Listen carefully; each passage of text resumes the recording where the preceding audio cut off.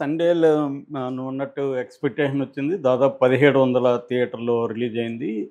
37,00,00,000 ఆహ్, pre theatre business గూడా అయింది. హ్మ్. సో, అయితే ఇది రియల్ స్టోరీని బేస్ చేసుకున్న సినిమా.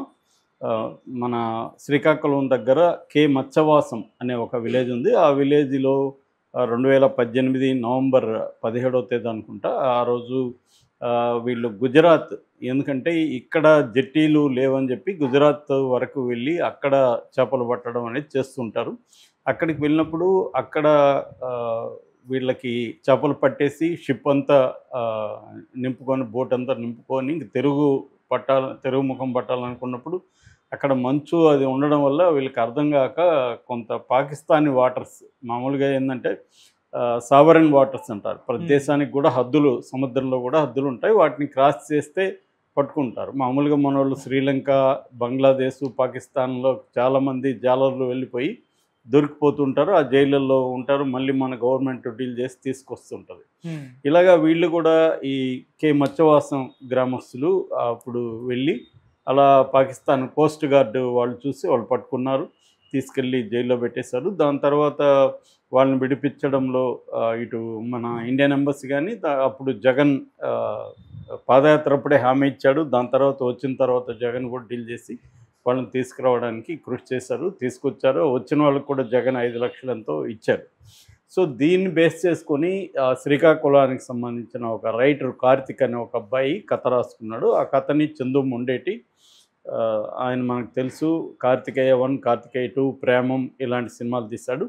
సో, ఆయన దీన్ని సినిమాగా చేశారు. దాంతో వీళ్ళు ఈవెన్ సాయి పల్లవి గాని, నాగ చైతన్య వీళ్ళందరూ గూడా ఆ విలేజ్‌కెళ్లారు. ముఖ్యంగా నాగ చైతన్య అక్కడ స్పెండ్ చేశాడు ఆ విలేజ్‌లో, మచ్చవాసం గ్రామంలో.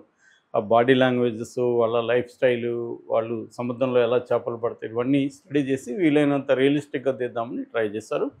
సో, ఆహ్, దీనికి ఇక మిగతా చెప్పాలంటే music director Devi Prasad, Shyam Dutt camera, నాగేంద్రని ఆర్ట్ డైరెక్షన్, ఇలాగా ఇంకా ప్రొడ్యూసర్ వచ్చి అల్లు అరవింద్ మనకు తెలిసిందే. సో, ఇక ఆర్టిస్టులు మేజర్‌గా వీళ్ళిద్దరూ నాగ చైతన్య, ఆహ్, ఆహ్, సాయి పల్లవి. తర్వాత తమిళ్ ఆర్టిస్టులు కరుణాకరణ్ లాంటోళ్ళున్నారు. హ్మ్. 'పృథ్వీరాజ్' ఉన్నాడు. ఈ అమ్మాయి వాళ్ళ ఫాదర్‌గా చేశాడు. తర్వాత బెలవాడి అని, ప్రకాష్ బెలవాడి అంటారు. ఆహ్, హ్మ్. కన్నడలో చాలా మంచి ఆర్టిస్టు. ఆయన పాకిస్తాన్ జైలర్‌గా చేశాడు.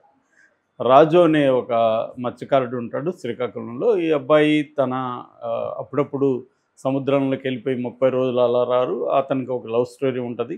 సో, సత్య అనే అమ్మాయితో. సో, ఈ అమ్మాయి టెన్షన్ పడుతుంటది. తను వెళ్ళి సముద్రంలో, ఎందుకంటే వీళ్ళు ఒక్కొక్కసారి ప్రమాదాలు అవన్నీ జరిగే అవకాశం ఉంది. తుఫాన్లు రావచ్చు, రకరకాల ప్రమాదాలు ఉండొచ్చు కాబట్టి తిరిగి వస్తాడా రాడా అని ఒక టెన్షన్ అయితే ఉంటది. సో, ఇతను వెళ్ళడం, తిరిగి రావడం ఇలా చేస్తుంటాడు. దాని తర్వాత గుజరాత్ వెళ్తారు.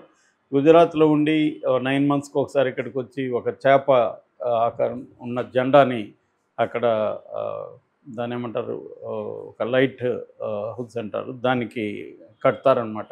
హ్మ్. సో, అలాంటి ఒక నేపథ్యం ఉన్నప్పుడు ఇతను ఈ సినిమాలో ఏందంటే ఒక పాకిస్తానీ నావికుడిని సేవ్ చేయడానికి వీళ్ళు వెళ్ళడం, ఆ క్రమంలో దొరికిపోవడం, అక్కడి నుంచి జైలు, ఇది ఉంటది. దాని తర్వాత జైల్లో పరిస్థితులు, దాని తర్వాత ఇక్కడ వీళ్ళ విలేజ్‌కి వాళ్ళకి లేఖలు కావచ్చు, ఎలా దాన్ని స్పీడప్ చేసి తను తీసుకొచ్చింది అనేది బేసిక్‌గా స్టోరీ. హ్మ్.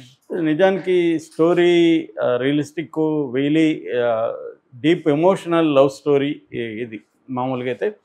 కానీ స్క్రీన్ ప్లేలో చందు మొండేటి చాలా తప్పులు చేసినట్టుగా మనకు కనబడుతుంది. నిజానికి బిగినింగ్ అంతా లవ్‌తో స్టార్ట్ చేయడం, వాళ్ళ లైఫు, సముద్రంలో బ్యాక్ డ్రాపు అవన్నీ కూడా బానే ఉన్నాయి. అయితే కాకపోతే అవి స్లోగా ఉండడం, ఈ లవ్ ట్రాక్ అంతా మనం అనేక తమిళ్, తెలుగు సినిమాల్లో సేమ్ చాలా చూసాను నేనైతే. రీసెంట్‌గా 'ఉప్పెన' కూడా మనకిక్కడ వచ్చింది. హ్మ్. సో, అదొక ఇది ఉంది. అయితే మంచి పాటలతో దేవి ప్రసాద్ అక్కడక్కడ నిలబెట్టగలిగాడు దీన్ని. 'హైలస్ హైలస్' గానీ, 'శివ శివ' గానీ, లేకపోతే 'బుజ్జి తల్లి' గానీ, ఇవన్నీ కూడా ఈవెన్ ఆల్రెడీ హిట్ అయినాయి. సినిమాలో కూడా అవన్నీ తీసిన ఇది గానీ, ఆ విజువల్స్ గానీ చాలా బాగొచ్చాయి. అయితే ఇక్కడ ఫస్ట్ హాఫ్ వరకు కొద్దిగా డ్రాగ్ కనబడుతుంది. ముఖ్యంగా ఫస్ట్ 30 నిమిషాలైతే చాలా స్లోగా వెళ్తుంది. ప్రీ ఇంటర్వెల్ చాలా బాగుంది. మళ్ళీ ఒక ఇంటర్వెల్‌కి ఒక ట్విస్ట్ ఇచ్చాడు. సెకండ్ హాఫ్‌లో నిజానికి బ్రహ్మాండంగా చేసుండొచ్చు ఎమోషనల్ డ్రామా చేస్తే. నాకైతే 'వీర్ జారా' అని షారుఖ్ ఖాన్ సినిమా గుర్తొచ్చింది కొన్ని చోట్ల. ఎందుకంటే షారుఖ్ ఖాన్ కూడా ఒక పాకిస్తాన్ అమ్మాయిని లవ్ చేయడానికెళ్ళి అతను అరెస్ట్ అయ్యి పాకిస్తాన్ జైల్లో ఉంటాడు. సో, ఆ కొంత సిమిలారిటీస్ కనపడ్డాయి. కానీ మంచి ఎమోషనల్ స్టోరీ చేయడానికి బదులుగా ఇతనేం చేశాడంటే దేశభక్తిని తీసుకొచ్చాడు.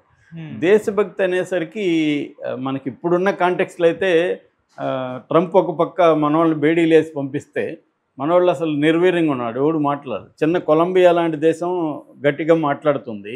మన దేశమేమో సైలెంట్‌గా ఉంది. ఒక పక్క అమెరికా లాంటి వాళ్ళతో సైలెంట్‌గా ఉండి, చైనా లాంటి వాళ్ళతో సైలెంట్, పాకిస్తాన్‌తో నీ దేశభక్తి చూపిస్తే కామెడీగా ఉంటది. ఎందుకంటే నీకు చిన్న దేశం కాబట్టి ఆ డైలాగ్ కూడా నాకైతే నవ్వొచ్చింది ఆ డైలాగ్. మా ఊరకొక్కలన్నీ ఉత్తరం వైపు తిరిగి పోస్తే ఉండదు. మరి పోయిండి చైనా మీద ఎందుకు పోయలేదు? అమెరికా మీద ఎందుకు పోయట్లేదు? సో, ఈ పనికిమాలిన దేశభక్తి నార్తోళ్ళంటే అర్థం చేసుకో. మనకెందుకు అసలు ఈ కథలో అసలు అవసరమే లేదు. ఎమోషనల్‌గా గాని తీసుకెళ్ళుంటే దీన్ని